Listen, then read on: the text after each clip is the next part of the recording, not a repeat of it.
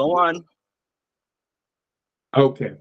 Good evening, ladies and gentlemen, and welcome to Millennials 420. Tonight on the show, we have the incredible Miss Gay America 2024. Miss Dessie Love Blake is in the house with us tonight.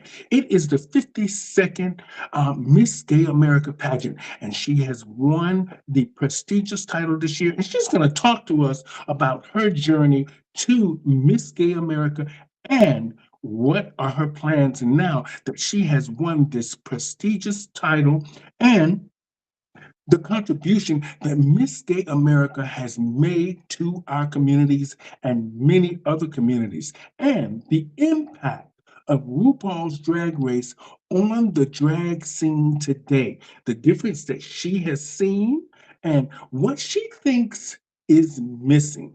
So I want to just say, welcome to Millennials 420, Miss Gay America, Dessie Love Blake.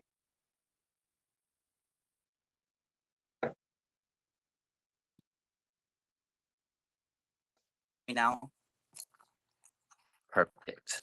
Now, what was your question? I'm sorry. So we were just introducing you. So I want to just say, welcome to the show, Millennials 420. Today on the show, we have Miss Gay America 2024, Miss Dessie Love Blake. Hi, how are you? Hi, I'm wonderful. How are I'm you? doing well. Wow, you look beautiful. Thank you. Thank you. Well, congratulations on being the 52nd Miss Gay America. Thank It you. must feel incredible. It must feel incredible. Sorry, I'm having trouble with my speaker. I can't hear you. I'm trying to figure it out. I'm so sorry. It's all good. It's all good. Take your time. I can hear you very clearly. Okay. Um, just let me know when There you're we go. ready. I'm ready. I'm good. I'm so sorry. I'm ready now. Let's do it. It's all good, girl. So today on Millennials 420, ladies and gentlemen, we have in the house Miss Gay America, Dessie Love Blake. Can you hear me? Hi, I hear you. Okay, wonderful. Well, congratulations on being the 52nd winner, or it's the 52nd winner of Miss Gay America. Thank you. Congratulations. Thank you. Thank you. Wow, you look beautiful. Thanks. A lot of cosmetics and tape. Mhm. Oh, well, I watched the pageant from beginning to end, and I thought that you were incredible. I actually knew you were going to win. Well, that makes one of us. Well, when you're sitting out in the audience and you're watching it from afar, you can tell who's standing out the most. Yeah. And you put a lot into it as a contestant. Now, what was the hardest part of you getting to Miss Gay America to compete this year? Well, towards the end of last year, the bar that I had worked at for 7 years, where I made most of my income, closed. And so at the start of 2023, I was already missing all of this income and trying to fill in for what I was missing. And then about May of last year, where I worked, with another place that I worked, they closed as well. So now I'm missing both of my incomes. So for most of the year, I was really struggling to figure out how I was going to be able to afford to go back to Miss Gay America. Luckily, I've had some great sponsors and some great support here in Houston, have opened up some of the bars and given me some shows. I was able to make some money back, and we were able to make that journey to Miss Gay America this year. It was hard to get there even on the day of because they were in the middle of that ice storm. So we drove from Houston to Little Rock. It's supposed to be like a 6-hour drive, and it took us almost 10 hours to drive because we barely went over 30 or 40 miles an hour. The whole way there, it was just like frozen ice on the streets. We were slipping and sliding the whole way to Little Rock. Well, that's what sometimes determination, because when your gut, I have got to make sure that I get there. Right. And sometimes these journeys, with money issues or family issues or health issues, all can arise from us trying to prepare for these big competitions. Right. Now, it's great that you persevered on to make sure that your package wasn't wasted and that your voice was heard and that you really wanted to be Miss Gay America. I did. Okay. Now, I want to talk a little bit about Tatiana, just for a second. Tatiana did a great job at networking and communicating with a lot of different communities. You saw her all over social media. Now, what do you plan on doing? What's your mandate as Miss Gay America 2024 for our community? What do you plan on doing? Well, as you said, Tatiana did a fabulous job. She had an amazing opening. She had an amazing reign. One of the things that I want to do is get back to personal connections. I feel like we rely a lot on social media to make our presence known or to make connections. And I think we miss out on some of the one on one personal connections. So even before I competed for Miss Gay America this year, I was traveling to places that didn't have America prelims or really America contestants because I was trying to get connections with maybe a promoter or maybe a contestant or a way to expand Miss Gay America into different areas. So as I reign, before I start doing my prelims, I have some other cities saved up to travel to as well, doing the same thing just to reach out and make those connections. I think it's important when you're actually able to sit in front of someone and have a conversation. I think it's much more meaningful than reading a post on Facebook. So that's my goal as far as reaching out and networking. Now, for fundraising and raising money, my platform this year is going to be Stand for the Silent. It's an organization. You can go standforthesilent.org. They're against bullying. And I know a lot of LGBTQ people were bullied in school and maybe even after. It was a big issue for me when I was in school. Actually, my senior year, I missed like they said you can miss this many days and your parents won't go to jail. And that's exactly how many days I missed because I was worried about getting bullied. I was worried about, it was just worried about getting beat up. And I hated that so much. And it affected so much, even of my early adult life. I wasn't able to really be, I was very introverted. I was afraid to be out in social settings. So I think it's really important that that's a topic that we tackle and raise money for. Hmm. Wonderful. Well, it's great that you're bringing attention to that. And you, as a young person here on Millennials 420, this is what this show is really geared towards the young people to have other young people like yourself to educate them, to show them your journey and show them how to face these challenges that probably will arise or has arise in their lives and how to make a difference. And sometimes we just have to stand up for ourselves. And And this is others. and others. It's really important to do that. And your job as Miss Gay America is to make sure that the young and some of the older people are educated on what you've been through as a young person. So we're not having this older person, younger person conversation in the year differences, because in the long run, we're all one people and we're all Correct. human beings. So we all have a lot of the same issues, and a lot of these issues can be resolved just by us talking. Right. So the young can learn a lot from the older ones, and the older ones can learn a lot from sharing their knowledge of what they've been through to the younger kids today. Right. Now, let's talk about the most exciting part of the pageant for you. When it was over. Oh, that's very good. That's very good. That's how I feel about a lot of the shows. But it's very good. So let's talk a little bit about who did you think your competition was in Miss Gay America? Did you really feel like everybody had a fair shot at it, or did you pick out a few that you knew would be your competition? I'm going to give the Miss Gay America answer first, and then I'm going to give my answer. Miss Gay America answer is you're only competing against yourself. You have the scores that you get, it's not comparative. So, really, your biggest competition is yourself. Now, being a human, you can't help but look around and see who else around you is great at what they do or exceptional at what they do. Of course, I was watching for Arya B. Cassadine. She's a huge threat. She's got an amazing voice. She's beautiful, models gown well, she talks well. So I really had my eye on her. Last year, I was first runner up and she was second runner up. So we were right there together. Another person that came was Ada Vox, who's been on TV, who has a great voice. But the top 10 really surprised me. There was a lot of new people in the top 10, and I feel like Mhm. I'm fortunate that I won because I feel like the girls are getting younger and the talents are getting better and everything is pushing forward and progressing as it should. And I almost feel like if I went a few more years longer, I would have been pushed to the side and moved away and not ever capture my dream. Mhm. Now, now this year, Miss Gay America has introduced a new trans pageant. Am I right? It's for trans and cisgender women, yes. Okay. So, how do you feel about that? You know, because the pageant has a legacy of female Right, impersonators. right. I So think it's now that, go ahead. just 1 minute. Now that the trans community has been introduced, how do you feel about that?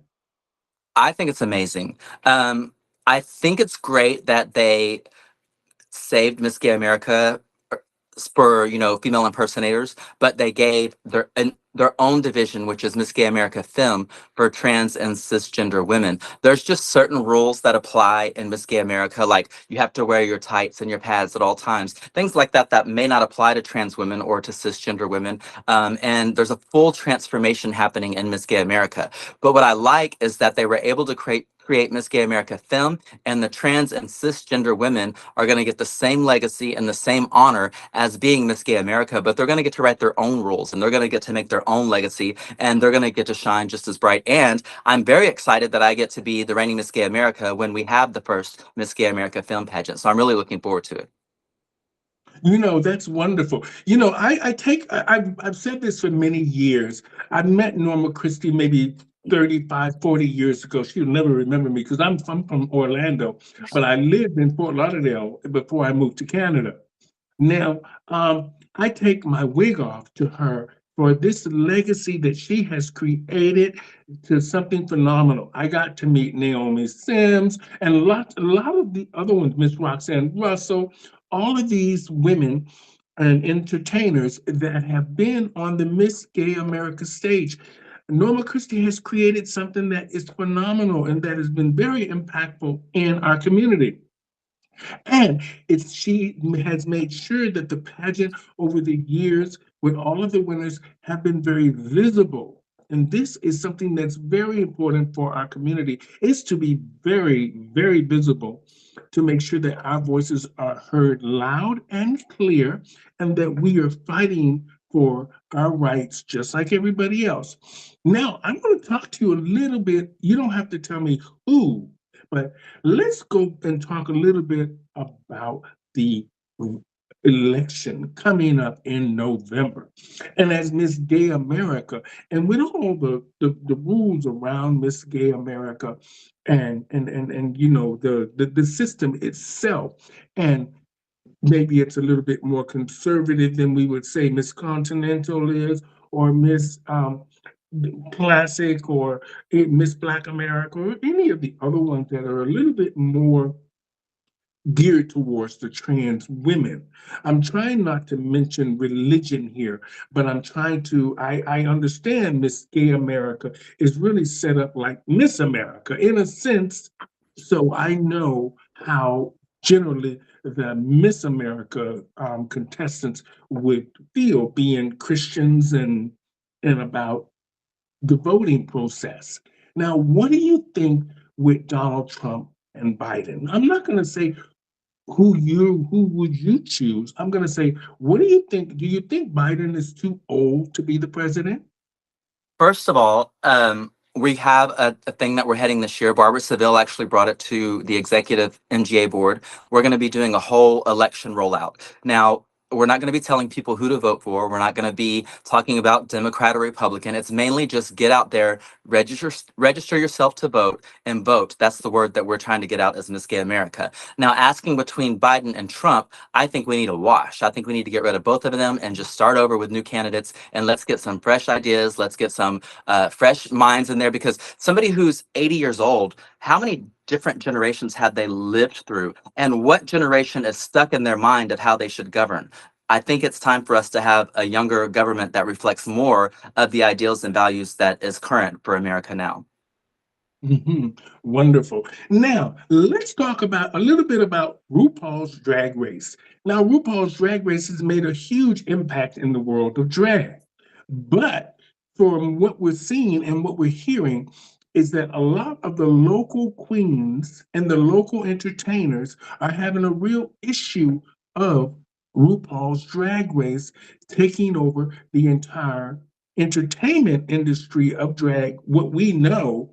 Uh, and now a lot of the girls are, a lot of the entertainers are working now, but they're bringing in the RuPaul Drag Race queens to work with these astronomical fees that local queens have never seen. Right.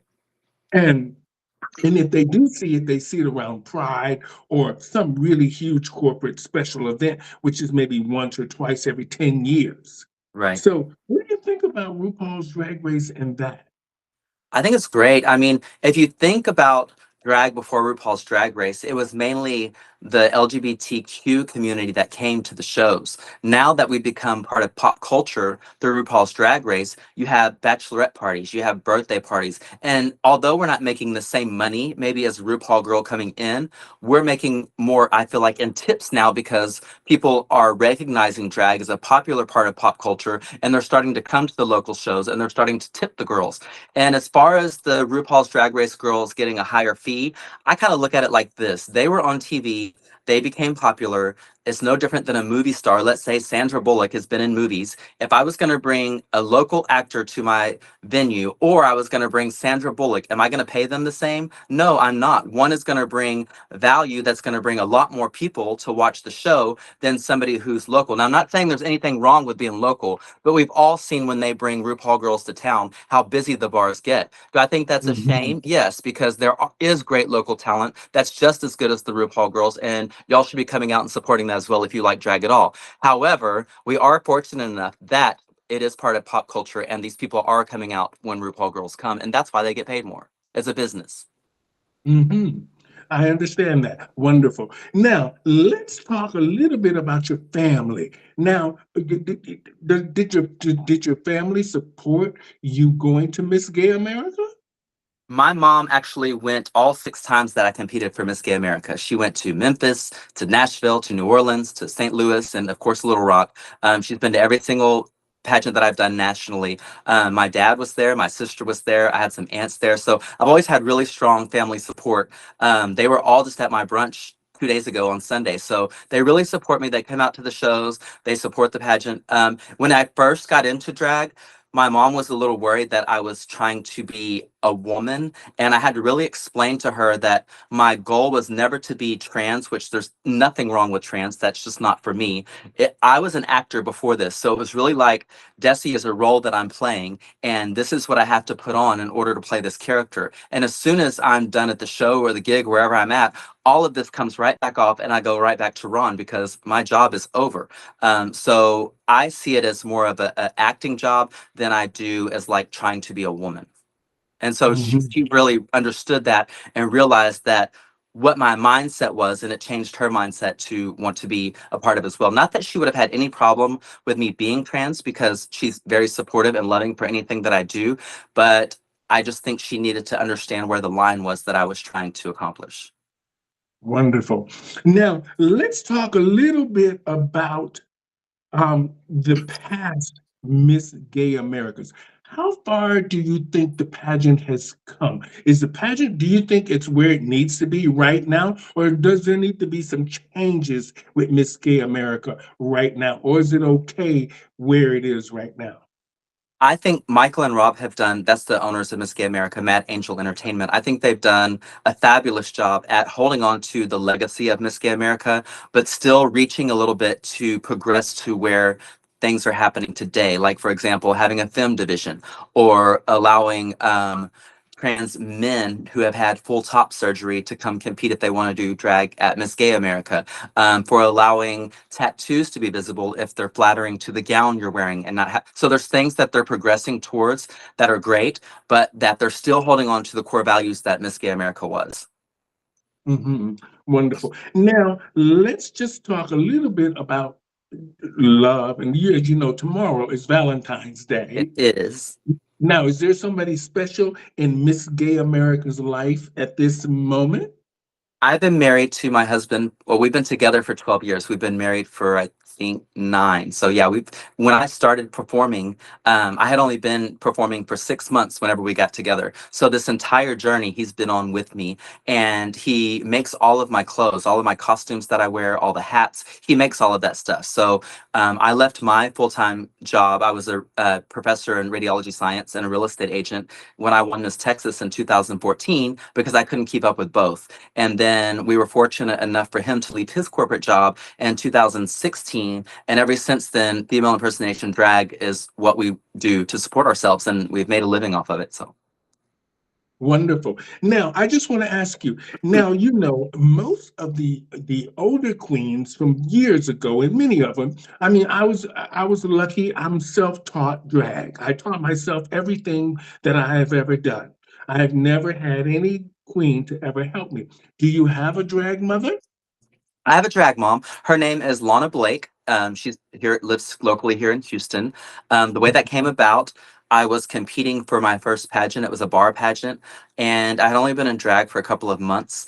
And I walked into the dressing room, and I had on like pink blush and cover girl that didn't cover boy and blue eyeshadow. My sister, who used to be on the dance team in high school, she painted my face. I had on these little bitty lashes, so no padding. And so I walked in this dressing room, and there was like four other contestants, and in the dressing room, there was this bathroom off to the side. It was like a private bathroom where like the host would get ready. And Lana came over to me, and I didn't know her, but she came to me and said, "Hey, can I see you in this restroom over here?" I said, "Sure." So I walked into the restroom, and she closed the door behind me, and she said, "Do you mind if I help you?" I said, "Not at all." She said, "Okay, don't be mad." And she took a makeup wipe and she wiped my whole face off and repainted me for the pageant. And ended up winning the pageant. So we Oh, became really wow. close that way. She had never had any drag kids. She had been in drag for like 25, 30 years. So we were driving to Galveston one time, and I was getting ready to another pageant, and there was a girl with the name Destiny Love, and my name was Dessie Love. So I wanted a little bit of separation so there wouldn't be confusion, whatever. So I asked her if I could take her name, for the pageant, and from here on out, she wouldn't have any responsibility for me because I knew she never really wanted drag children. She didn't want to have to keep up with that. So that's kind of how it all came about. Well, wigs off to drag mothers, wigs off Yes. to drag mothers. And you know, like I said, for many, many years back in Florida and Fort Lauderdale in the Miss Florida pageant, I looked up to so many of the wonderful women that used to perform, Miss Tiffany Ariagas and Dana Manchester and Nikki Adams, all of those girls, they were great influences on my life. And I'm glad that I got to meet them. So whether they were influential or drag mothers, it's wigs off to people that really made a difference in our lives and just made us look better or feel better or Right. offered some advice. Now, in closing, Miss Gay America, because you were fantastic, fantastic, I want to just say now that you are traveling the world, Mm. now, do you ever travel as Miss Gay America? Do you travel through the airport anytime in full Desi drag? Let's just say that. I have not yet. I'm hoping that I don't have to have that experience. I'm hoping that my flights are early enough and I don't have delays, that I don't have to. I've heard nightmares of girls having to paint on the plane. That's not something that I'm looking forward to. So I'm hoping everything works out for my year and that I don't have to travel in drag. Wonderful. I just want to say it was a pleasure meeting you, Desi Love Blake slash Ron. It was really interesting, your point of views today. And I just want to say congratulations and I wish you the best of luck. How many prelims you got this year? My goal was to have 50 contestants. The first time I competed for Miss Gay America, there was 52. Since then, we haven't been back to 50. So we had 44 this year. So that means I needed three more prelims to get to 50. But we all know some Mhm. things happen and all girls don't show up. So my goal is to have 27 or 28 prelims. So we have 52, 54 contestants qualified.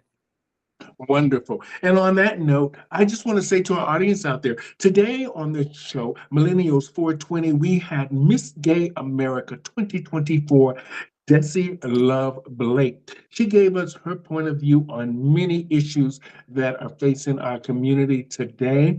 And we want to say thank her for having this big voice. And we want to say that we know that her upcoming prelims, spreading the word about Miss Gay America and the fabulous work that they do.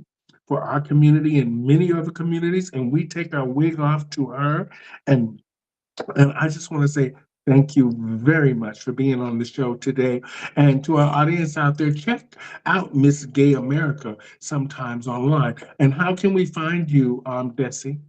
All of my social media, Facebook, Instagram, all of them are at Dessie, Dessie, Love, and then Blake, Dessie Love Blake. And you can even, it's the same for Cash App and Venmo if you want to send me money.